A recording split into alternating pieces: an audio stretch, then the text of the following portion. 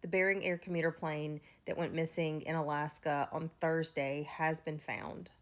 This is a photo that was shared by the Coast Guard, but it's reported that the Coast Guard had a helicopter out and they did locate this wreckage. They were able to lower down two rescue swimmers who accessed the crash site and did recover three bodies. They say that they expect that the other seven are inside of this wreckage.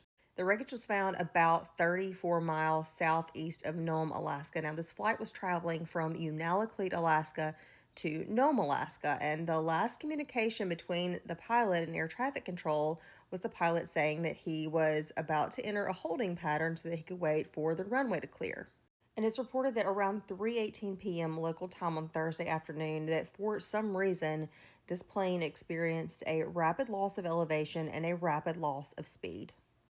And for some other unknown reason, the emergency locator transmitter did not transmit the location of the aircraft.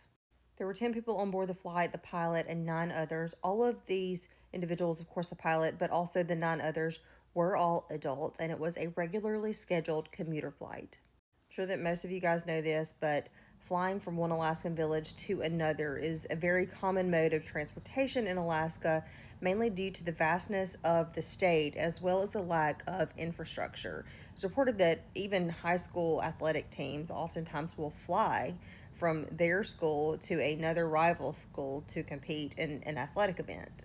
At the time that the flight went down, it's reported that the weather was light snow, freezing drizzle, and that visibility was down to about a half a mile. So there is some speculation that there could have been icing involved that caused this plane to go down.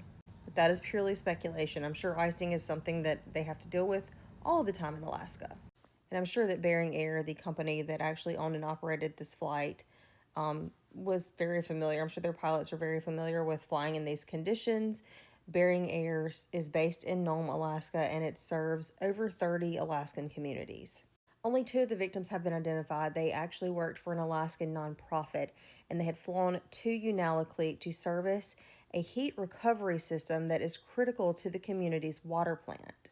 Alaska does experience a disproportionate number of air taxi and commuter incidents when compared to the rest of the United States. The USA Today reports that of the 1,874 incidents across the country between 1990 and 2015, more than a third of those were actually in Alaska.